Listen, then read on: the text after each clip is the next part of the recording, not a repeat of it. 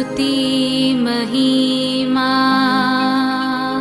यीशु प्रभु जी, गाते आते हैं तुझ पास, जीवन जल के प्यास, एक ही तू है आस,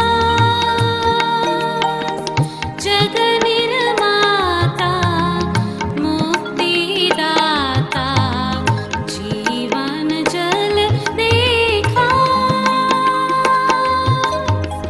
जीवन जल देखा, जीवन जल देखा। जीवन जल कार्यक्रम देखने वाले सभी दर्शकों को प्रभु यीशु मसीह के मधुर नाम में नमस्कार। Living waters gospel broadcast Mumbai में एक रेडियो सेवा है। इसे हेरोल्ड मैग्रेगर 1953 में जब न्यूजीलैंड से आए आरंभ किए थे, जो आज तक परमेश्वर की दया से अच्छी तरह से चल रही है। इसके लिए परमेश्वर की स्तुति हो। इसके अलावा 2013 से टीवी प्रोग्राम भी चालू है, उसके लिए परमेश्वर की स्तुति हो। मुझे उम्मीद है कि आप ये प्रोग्राम्स देख रहे हैं और परमेश्वर का आशीष पा रहे हैं, और आपके जीवन में भी परमेश्वर का महान योजना पा रहे हैं। हमारे कार्यक्रम का ये मुख्य उद्देश्य जो परमेश्वर का वचन बाइबल में जो लिखा है उसको समझाने के लिए है। परमेश्वर का वचन कहता है, आप सत्य को जानो और सत्य आपको स्वतंत्र करेगा। प्रभु यीशु मसीह वो सत्य है, जिसने उसे जाना है वो स्वतंत्रता पाए हैं। हम वही उसका ही गवाही है, और हमारे जैसे कई लोग यीशु मसीह को पहचाने और स्वतंत्र हो गए हैं। क्या आपने प्रभु यीशु मसीह को आपका उद्धारकर्ता जाना है? जो आप जीवन जल प्रोग्राम निरंतर देखते रहे और आशीष पाते रहे। परमेश्वर आपको आशीष दे। धन्यवाद।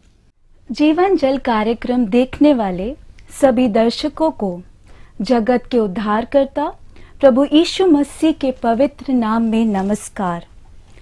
यूहन्ना अध्याय 7 और पद 37 में पवित्र शास्त्र बाइबल में इस प्रकार लिखा हुआ है, यदि कोई प्यासा हो तो मेरे पास आकर पिए। जो मुझ पर विश्वास करेगा उसके हृदय से जीवन के जल की नदियां बह निकलेंगी। क्या आज आप जीवन में प्यासे हैं या सच्चाई की खोज में हैं? प्रभु यीशु मसीह आज आपके प्यास को बुझाना चाहते हैं और आपके सवालों का जवाब देना चाहते हैं। मेरे प्रिय भाइयों और बहनों, बड़ी खुशी मुझे है इस बात की कि आपने फिर से इस कार्यक्रम को देखने के लिए समय निकाला है। परमेश्वर आपके इस निर्णय का आदर करे और परमेश्वर आपको बहुत आयत से आशीष दे। ये संयोग नहीं है कि आप आज टेलीविज़न के सामने खड़े हैं, बैठे हैं। आज परमेश्वर ने आपको ये अवसर दिया है अपने शुभ संदेश को सुनने के लिए और अपने जीवन जल को प्राप्त करने के लिए। इसलिए आप इस जीवन जल कार्यक्रम को आज देख रहे हैं। मेरे प्रिय भाइयों और बहनों, मैं आज परमेश्वर के सत्य वचन बाइबल में से एक ऐसे भाग की ओर आपका ध्यान ले जाना चाहता हूं। मत्ती रचित सुसमाचार उसका 11वां अध्याय उसके 28 से लेकर 30वें पद तक हम इस तरह से पढ़ते हैं। यहां पर प्रभु यीशु मसीह ने इस तरह से कहा, हे सब परिश्रम करने वालों और बोझ से दबे हुए लोगों, मेरे पास आओ, मैं तुम्हें विश्राम दूंगा। मेरा जुआ अपने ऊपर उठा लो और मुझसे सीखो, क्योंकि मैं नम्र और मन में दीन हूं, और तुम अपने मन में विश्राम पाओगे, क्योंकि मेरा जुआ सहज और मेरा बोझ हल्का है। मेरे प्रिय भाइयों और बहनों, आप जानते हैं ये किसने कहा? सर्वशक्तिमान परमेश्वर जो मनुष्य बनकर इस संसार में आया। परमेश्वर मनुष्यों को संबोधित करते हुए इस तरह से कहते हैं। ये किसी साधारण मनुष्य के द्वारा कही गई बातें नहीं हैं, ये किसी मनुष्य के दिमाग की उपज नहीं है, परंतु ये सर्वशक्तिमान परमेश्वर के मुख से निकले हुए वचन हैं, जिन्हें परमेश्वर मनुष्यों से बातचीत करते समय संबोधित करते हैं। मेरे प्रिय भाइयों और बहनों, हम जब प्रभु यीशु मसीह के बारे में जब भी हम पढ़ते हैं या सुनते हैं, तो सबसे प्राथमिक बात जो हमें प्रभु यीशु मसीह के बारे में समझने की जरूरत है वो यह है कि वो और कोई नहीं परंतु परमेश्वर है जो मनुष्य बनकर इस संसार में आए हैं।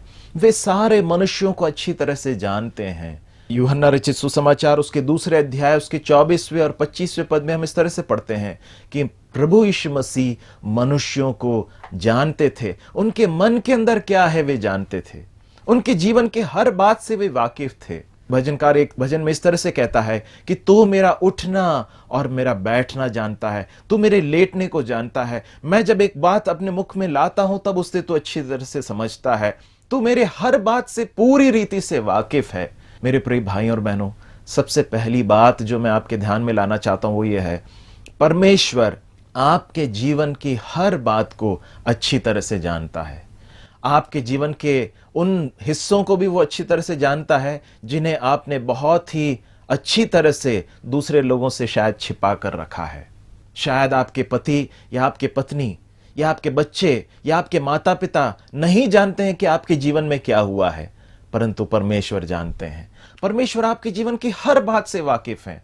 आपके सुख हो या दुख हो, आपकी तकलीफें हो, समस्याएं हो, आपके जीवन के आनंद की बातें हो, रहस्यमय पाप हो, सारी बातों को परमेश्वर अच्छी तरह से जानते हैं। और वो परमेश्वर जो आपको अच्छी तरह से जानते हैं वो आपको संबोधित करते हुए इस तरह से कहते हैं, हे सब परिश्रम करने वाले लोगों और बोझ से दबे हुए लोगों मेरे पास आओ। आप जानते हैं परमेश्वर जब मनुष्य को देखते हैं, मेरे प्रिय भाइयों और बहनों, जब परमेश्वर मनुष्य की ओर अपनी दृष्टि करते हैं तो परमेश्वर मनुष्य को किस तरह से देखते हैं? परमेश्वर की दृष्टि में मनुष्य की स्थिति क्या है? हम सब एक दूसरे को जब देखते हैं, दूसरे मनुष्यों को जब हम देखते हैं तो हमारे मन में उनके बारे में एक धारणा बनती है। कुछ लोगों को हम देखकर इस तरह से सोचते हैं कि वे बहुत धनी हैं, कुछ लोगों को देखकर हमें समझ में आता है कि वे समाज में बहुत ऊंचे पद पर आसीन हैं, कुछ लोगों को देखकर हमें समझ में आता है कि बहुत उच्च शिक्षित हैं।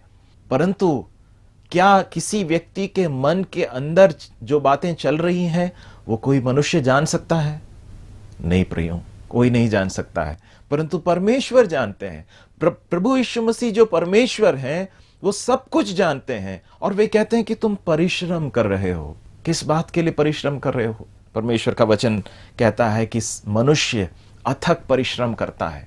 बाइबल के अंदर सुलेमान नाम के एक राजा के विषय में इस तरह से लिखा है कि उसने बहुत सारे कार्यों के द्वारा अपने जीवन को अर्थपूर्ण बनाने के लिए, अपने जीवन को आनंदपूर्ण बनाने के लिए उसने बहुत परिश्रम किया। एक भाग में वो इस तरह से कहता है, मैंने धन को कमाने की कोशिश की। उसके विषय में इस तरह से लिखा है कि उससे ज्यादा धनी और संपत्ति वाला एक राजा न पहले इजराइल में हुआ और न बाद में हुआ, पहले हुआ और न बाद में होगा। इजराइल का सबसे धनाढ्य और शायद मानव इतिहास का ही सबसे ज्यादा बुद्धिमान और धनी और संपत्ति रखने वाला एक राजा सुलेमान था। उसने धन के द्वारा, संपत्ति के द्वारा, ज्ञान अर्जित करने के द्वारा और अलग अलग परियोजनाओं को अपने हाथों में लेकर अलग अलग कार्यों को करने के द्वारा, भोजन करने के द्वारा, उसके विषय में लिखा है कि मैंने तरह तरह के भोजन खाए। उसके रोज उसके जो खाने का जो मेन्यू रहता था उसके विषय में लिखा है बहुत सारी चीजें वो खाता था। उसके इच्छा की पूर्ति करने के लिए उसके जो सेवक हैं हमेशा तैयार रहते थे। यहां तक कि उसने अपने शरीर के सुखों के लिए भी अपने आप को पूरी रीति से सौंप दिया। उसके विषय में इस तरह से लिखा है कि उसकी 300 पत्नियां और 700 रखेलें थी। हम सोच सकते हैं कि यह व्यक्ति किस हद तक अपने जीवन को अर्थपूर्ण बनाने के लिए या आनंदपूर्ण और अपने जीवन को खुशी से भरने के लिए इसने क्या कुछ नहीं किया। इसके पास वो सब कुछ था जिसके हम कल्पना भी नहीं कर सकते हैं। परंतु ये सभोपदेशक नाम के पुस्तक में इस तरह से कहता है कि सब कुछ व्यर्थ है, सब कुछ व्यर्थ है, सब कुछ वायु को पकड़ने के समान है। वो कहता है कि मैंने जो कुछ किया, मैंने जो कुछ अनुभव किया, उसे करने के पश्चात मुझे यह समझ में आया कि सब कुछ व्यर्थ है। मेरे प्रिय भाई, मेरी प्रिय बहन, क्या आप इस तरह के परिश्रम में अपने आप को देते आए हैं अभी तक? आप अपने जीवन में अपने जीवन को अर्थपूर्ण बनाने के लिए बहुत सारे कार्यों को कर रहे हैं, शायद अपने नौकरी में आगे बढ़ने की कोशिश कर रहे हैं, या ज्यादा पैसा कमाने की कोशिश कर रहे हैं, या संपत्ति खरीदने की कोशिश कर रहे हैं, या विवाह के द्वारा अपने जीवन को आनंदपूर्ण बनाना चाहते हैं, या अनैतिक संबंधों के द्वारा अपने आप को आनंदपूर्ण और अर्थपूर्ण अपने जीवन को बनाना चाहते हैं। मेरे प्रिय भाई बहन, मैं आपको बताना चाहता हूं कि आपका जीवन तभी अर्थपूर्ण हो सकता है, आपका जीवन तभी खुशी और आनंद से भर सकता है जब आप परमेश्वर को जान लें। यहां पर लिखा है कि सब कुछ अर्थहीन है। परमेश्वर का वचन में इस राजा के विषय में लिखा है कि वो कहता सब कुछ व्यर्थ है, सब कुछ अर्थहीन है। आप भी अपने जीवन में इन सारी चीजों के पीछे भागते आए हैं। मैं आपसे पूछना चाहता हूं, क्या आपको वास्तव में मन की शांति मिली? इस संसार में बहुत सारे धनाढ्य लोग जो अपने सफलता के चरम बिंदु पर पहुंच चुके थे, उनके विषय में हम आगे जाकर देखते हैं कि कई लोगों ने अपने जीवन को अचानक समाप्त कर लिया, आत्महत्या कर ली। आप जानते हैं क्यों? इसलिए नहीं कि उनके पास धन नहीं था, संपत्ति नहीं थी, इसलिए नहीं कि उनके पास सुख सुविधा या ऐशो आराम के साधन नहीं थे, परंतु इसलिए कि उनके पास परमेश्वर नहीं था। उनके पास परमेश्वर के द्वारा मिलने वाली शांति और आनंद नहीं था। परमेश्वर प्रभु यीशु मसीह मुझसे और आपसे कहते हैं, हे परिश्रम करने वाले लोगों, मेरे पास आओ। तुम परिश्रम करते हो परंतु तुम्हारा परिश्रम सब व्यर्थ है, तुम मेरे पास आओ। फिर कहता है, बोझ से दबे हुए लोगों। जब परमेश्वर मनुष्यों को देखते हैं तो परमेश्वर की दृष्टि में सारे मनुष्य पूरी रीति से पाप के बंधन में बंधे हुए दिखाई देते हैं, पाप के भारी बोझ को उठाकर लेकर चलते हुए दिखाई देते हैं। मेरे प्रिय भाइयों और बहनों, मैं आपसे पूछना चाहता हूं, क्या आप पाप के बोझ से दबे हुए हैं? शायद आपको अनुभव नहीं होता होगा, शायद आपको आभास नहीं होता होगा, परंतु परमेश्वर का वचन कहता है परमेश्वर की दृष्टि में आप पाप से लदे हुए हैं। आप शायद सोचते होंगे कि मैंने कोई गंदा काम नहीं किया है, मैंने व्यभिचार नहीं किया है, मैंने किसी की हत्या नहीं की है, परंतु मैं आपसे पूछना चाहता हूं, क्या आपने अपने मन में कभी किसी गलत विचार को स्थान दिया है? किसी व्यक्ति के प्रति गलत विचारों को अपने मन में स्थान दिया है? कभी अपने मुंह से इस तरह की बातों को कहा है जो जिसे नहीं कहना चाहिए? परमेश्वर का वचन कहता है सारे मनुष्य जो संसार में जन्म लेते हैं वे पाप के बंधन में हैं, वे पाप रूपी बीमारी से जकड़े हुए हैं, वे पाप के बोझ को उठाकर चल रहे हैं। ऐसा बोझ जो कोई और मनुष्य नहीं उठा सकता है, ऐसा बोझ जिसे उठाकर मनुष्य परेशान है, हताश है और निराश है। परमेश्वर का वचन कहता है कि पाप एक बहुत ही भयानक स्वामी है, वो लोगों को अपने बंधन में डाल देता है। रोमियो की पत्री 7वें अध्याय में पौलुस इस तरह से कहता है, मैं भला करना चाहता हूं परंतु मैं भला नहीं कर पाता, मैं बुरा नहीं करना चाहता हूं परंतु बुरा मैं करता जाता हूं। क्या ये आपका अनुभव नहीं है? आप अच्छे कार्यों को करना तो चाहते हैं परंतु बुरे कार्य हो जाते हैं, बुरे कार्य नहीं करना चाहते हैं परंतु वही करते रहते हैं। ऐसा क्यों है? परमेश्वर का वचन कहता है कि हम सब के सब जितने भी मनुष्य संसार में जन्म लेते हैं वे सब के सब पाप के बंधन में हैं, पाप के बोझ को लेकर चलते हैं। पाप एक बहुत ही भयानक स्वामी है जो हमें एक बार बंधन में डालने के पश्चात हमसे अपनी इच्छा को पूरी कराता है। जो पाप करता है वो पाप का गुलाम है, इस तरह से परमेश्वर का वचन कहता है। और परमेश्वर का वचन यहां पर हमारे लिए एक बहुत बड़े अच्छे सुसमाचार को लेकर आता है। पर प्रभु यीशु मसीह कहते हैं, तुम जो परिश्रम कर रहे हो, तुम जो पाप के बोझ से दबे हुए हो, तुमने बहुत सारे तरीके अपना लिए इसमें से छूटने के। शायद तुम किसी धर्म स्थान पर जाते हो, धर्म के द्वारा तुमने धार्मिक कार्यों के द्वारा, क्रियाकलापों के द्वारा या कर्म कांडों के द्वारा तुमने अपने जीवन को इसमें से छुड़ाने का प्रयास किया है, परंतु तुम इसमें हार गए। परमेश्वर का वचन कहता है मेरे पास आओ। कौन कह रहा है? प्रभु यीशु मसीह कहते हैं मेरे पास आओ। और कोई नहीं है जो तुम्हारे इस परिश्रम से और तुम्हारे इस बोझ से तुम्हें मुक्ति दिला दे। एक ही है जिसने तुम्हारे लिए अपने प्राणों को कलवरी के क्रूस पर दिया है। प्रभु यीशु मसीह कहते हैं कि मेरे पास आओ, मैं तुमसे बहुत प्रेम करता हूं, मैं तुम्हारे इस बोझ को देख रहा हूं, तुम्हारे इस अथक परिश्रम को मैं देख रहा हूं और मैं तुम्हें इसमें से निजात दिला सकता हूं, मैं तुम्हें इसमें से छुड़ाकर तुम्हें अनंत काल का विश्राम दे सकता हूं। यहां पर लिखा है, प्रभु कहते हैं मेरे पास आओ, मैं तुम्हें विश्राम दूंगा। तुम्हें एक ऐसा विश्राम दूंगा जिसमें तुम अपने अथक परिश्रम से और बोझ से मुक्त हो जाओगे। फिर तुम्हें पाप के उस भयानक दंड से छुटकारा मिल जाएगा। तुम पाप के भारी बोझ को लेकर चल रहे हो, मुझे दे दो। प्रभु यीशु मसीह कहते मैं तुम्हें विश्राम दूंगा। आप जानते हैं मेरे प्रिय भाइयों और बहनों, प्रभु यीशु मसीह ही वास्तव में आपको विश्राम दे सकते हैं। हमारे जीवन में हम विश्राम के लिए क्या कुछ नहीं करते हैं। हम मनोरंजन के साधनों को अपनाते हैं या दूसरे किसी तरीके से अपने जीवन में विश्राम पाने का प्रयास करते हैं। एक थका हुआ व्यक्ति जो बुरी तरह से थका हुआ है, उसे क्या चाहिए? उसे विश्राम चाहिए।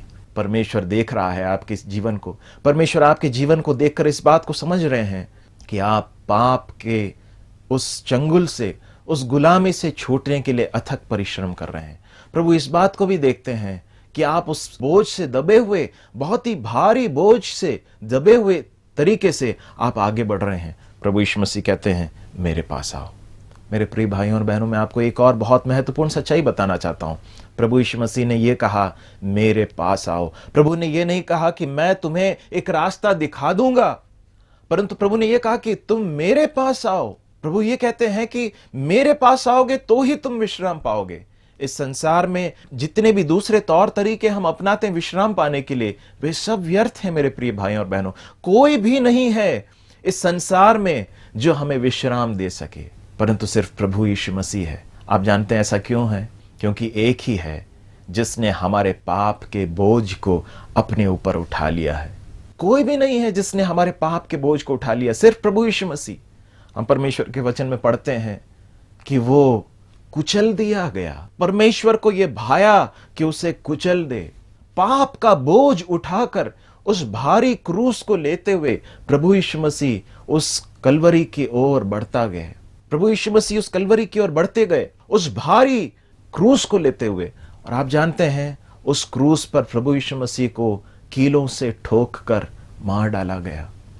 मेरे प्रिय भाइयों और बहनों, उस क्रूस पर प्रभु यीशु मसीह को रोककर उन 3 कीलों ने नहीं रोक रखा था, परंतु मेरे और आपके प्रति परमेश्वर का जो महान प्रेम है, उसी ने प्रभु यीशु मसीह को वहां पर रोक रखा था। परमेश्वर हमसे बेइंतहा मोहब्बत करते हैं, हमसे प्रेम करते हैं, इसलिए परमेश्वर ने प्रभु यीशु मसीह को इस संसार में भेज दिया। प्रभु यीशु मसीह जब उस कलवरी के क्रूस पर उस यातनाओं को सह रहे थे, आप जानते हैं क्या हो रहा था? हमारे पापों के साथ परमेश्वर अपने पुत्र प्रभु यीशु मसीह के साथ व्यवहार कर रहे थे। एक घोर पापी के साथ जैसा व्यवहार करना चाहिए, वैसा ही व्यवहार परमेश्वर ने अपने पुत्र प्रभु यीशु मसीह के साथ किया। हम में से कोई भी नहीं है जो अपने पाप का दंड उठा सकता है। हमारे पाप का एक ही दंड है कि हमें नरक में डाल दिया जाए, परंतु परमेश्वर का पुत्र प्रभु यीशु मसीह संसार में आया और उसने अपने प्राणों को कलवरी के क्रूस पर दे दिया। वही प्रभु यीशु मसीह हमसे आज कहते हैं कि सिर्फ मैंने और किसी ने नहीं, सिर्फ मैंने तुम्हारे प्राणों के लिए अपने प्राण दिए हैं। क्या आपने कभी इस तरह से सोचा है? शायद आप इस सुसमाचार को पहली बार सुन रहे हैं। मैं आपसे पूछना चाहता हूं, आपने बहुत सारे तौर तरीके अपना लिए, क्या किसी ने आपके लिए अपने प्राणों को दे दिया है? क्या आपने कभी ऐसा सुना है? आप जरा सोच कर देखिए कि जिस व्यक्ति ने आपके लिए अपने प्राणों तक को दे दिया, वो आपसे कितना अधिक प्रेम करता होगा। उसका हृदय आपके प्रति कितना अधिक प्रेम से भरा हुआ होगा कि उसने अपने प्राणों तक को आपके लिए दे दिया। और वो कहता है, मैं तुमसे इतना प्रेम करता हूं, मेरा प्रेम तुम्हारे लिए इतना बड़ा है कि मैंने क्रूस पर अपने प्राणों तक को दे दिया। मैंने अपने प्राणों को अपने लिए रखा नहीं। प्रभु यीशु मसीह ने कलवरी के क्रूस पर अपने खून को बहा दिया और उसके खून के बहाए जाने के द्वारा हमारे पापों की क्षमा हमें मिलती है। हमारे पापों के अथक परिश्रम से हमें मुक्ति मिलती है। परमेश्वर का वचन हमें फिर से स्मरण दिला रहा है मेरे प्रिय भाइयों और बहनों कि प्रभु यीशु मसीह है जिसके पास आने के द्वारा हमारे पापों की क्षमा हमें मिल सकती है। प्रभु यीशु मसीह कहते हैं, मेरे पास आओ, यदि तुम मेरे पास आओगे तो मैं तुम्हें विश्राम दूंगा। प्रभु यीशु मसीह कहते हैं, मैं तुम्हें विश्राम दूंगा। और उसके पश्चात प्रभु कहते हैं, मेरा जुआ अपने ऊपर उठा लो और मुझसे सीखो। जब प्रभु यीशु मसीह लोगों को आह्वान कर रहे हैं तो प्रभु यीशु मसीह कहते हैं कि मेरे पास आओ, मेरी शरण में आओ। और ये किस तरह का एक संबंध है? यहां पर लिखा है मेरे जुए को अपने ऊपर उठा लो। आप जानते हैं जुआ क्या है? वो लकड़ी का तख्त है जिसे दो बैलों के ऊपर रखकर उन पर हल चलाया जाता है या बैलगाड़ी को रखा जाता है। वो है लकड़ी का तख्त जिसे कहते हैं जुआ। प्रभु यीशु मसीह कहते हैं मेरे पास आओ, मैं तुम्हें विश्राम दूंगा। इस जुए के दूसरे ओर मैं हूं और तुम एक तरफ रहो, मुझे देखो कि मैं किस तरह से चल रहा हूं। मुझे देखकर तुम सीख सकते हो और तुम अपने मनों में विश्राम पाओगे। यदि आपने प्रभु यीशु मसीह को स्वीकार कर लिया है, आप विश्वासी हैं, मैं आपसे कहना चाहता हूं प्रभु यीशु मसीह के साथ के एक इस तरह के निकट संबंध में ही, प्रभु यीशु मसीह के प्रति अधीन होकर दिन प्रतिदिन उनकी आवाज को सुनते हुए उनसे सीखने के द्वारा ही हम वास्तव में अपने जीवन में विश्राम का अनुभव पा सकते हैं। हो सकता है आप बहुत सारे कार्यों में अपने आप को आपने दे रखा है, परंतु क्या आप वास्तव में विश्राम के अनुभव को प्राप्त कर रहे हैं? क्या आप वास्तव में विश्राम का अनुभव कर रहे हैं? परमेश्वर का वचन कहता है मेरे पास आओ। प्रभु यीशु मसीह कहते हैं मेरे पास आओ तो मैं तुम्हें विश्राम दूंगा। मेरे प्रिय भाई बहन, मैं इस संदेश को यहां पर समाप्त करने जा रहा हूं। एक सवाल पूछना चाहता हूं, क्या आपने इस विश्राम को पाया है? क्या आपने प्रभु यीशु मसीह के द्वारा अपने पापों की क्षमा प्राप्त की है? क्या आपको इस बात का निश्चय है कि आप परमेश्वर के द्वारा उस विश्राम को प्राप्त किए हैं? यदि नहीं है तो आज आपके लिए एक अवसर है। परमेश्वर का वचन आपके पास आ रहा है और प्रभु यीशु मसीह कहते हैं मेरे पास आओ। प्रभु यीशु मसीह के पास आने का अर्थ यह है कि हम इस बात को मान लेते हैं कि हमारे पास और कोई रास्ता नहीं है। और वास्तविकता यही है मेरे प्रिय भाई और बहनों कि हमारे लिए उद्धार पाने के लिए और कोई रास्ता नहीं है। बाइबल कहती है कि स्वर्ग के नीचे पृथ्वी पर मनुष्यों के बीच में एक ही नाम दिया गया है और वो प्रभु यीशु मसीह का नाम है, जिसके द्वारा हम उद्धार पा सकते हैं, जिसके द्वारा हम पापों की क्षमा प्राप्त कर सकते हैं। क्या आपने इस प्रभु यीशु मसीह को ग्रहण किया है? क्या आपने इस विश्राम को पाया है? परमेश्वर का वचन कहता है कि इस विश्राम को आप प्राप्त कर लें, अपने हृदय में शांति और आनंद को पाएं। क्या आप इस विश्राम को प्राप्त करना चाहते हैं? परमेश्वर से इस तरह से प्रार्थना कीजिए, प्रभु जी, मैं अपने पाप से लड़ते लड़ते थक गया हूं, मैं परिश्रम करते करते थक गया हूं। प्रभु जी, मैं इस बोझ को उठाते उठाते थक गया हूं, मैं बहुत थका हूं प्रभु, मैं विश्राम चाहता हूं। मैं विश्वास करता हूं कि प्रभु यीशु मसीह आप मुझे विश्राम दे सकते हैं, क्योंकि आपने मेरे पाप के बोझ को कलवरी के क्रूस पर उठाया है। मैं विश्वास करता हूं प्रभु कि आप मेरे लिए कलवरी के क्रूस पर मारे गए, गाड़े गए और फिर से तीसरे दिन जी उठे। प्रभु, मैं आपको अपने हृदय में स्वीकार करता हूं, मेरे हृदय में आइए, मुझे एक नया इंसान बनाइए, मेरे हृदय में अपनी शांति और आनंद को दीजिए। मैं आपका धन्यवाद करता हूं कि मेरी प्रार्थना आपने सुना है, प्रभु यीशु मसीह के नाम में, आमीन। यदि आपने ये प्रार्थना की है, परमेश्वर का वचन कहता है कि आपको परमेश्वर अपना विश्राम देता है। प्रभु आपकी सहायता करे, आपको आशीष दे। अगर परमेश्वर ने इन वचनों के द्वारा आपसे बातचीत किया है, अगर आप इस विषय में हमसे अधिक जानकारी प्राप्त करना चाहते हैं या अपने प्रार्थना के विषय को हमारे साथ बांटना चाहते हैं, तो निसंदेह हमसे संपर्क करें। हमारा पता है Jeevan Jal, Nav Bhavna building, 422 SVS road, post box number 19161, Prabhadevi, Mumbai 400025। प्रार्थना एवं मुफ्त बाइबल कॉरेस्पॉन्डेंस कोर्स के लिए हमें संपर्क करें। अपना नाम और पूरा पता तुरंत SMS करें। हमारा मोबाइल नंबर है 09892 580744। हमारा ईमेल ID है gospelbroadcast@yahoo.com। हमारा वेब एड्रेस है www.lwgb.org। हमारा YouTube एड्रेस है जीवन जल TV @YouTube। जीवन जल कार्यक्रम को हर सोमवार शाम 6:30 बजे और हर शनिवार रात 9 बजे इसी चैनल पे देख सकते हैं। धन्यवाद।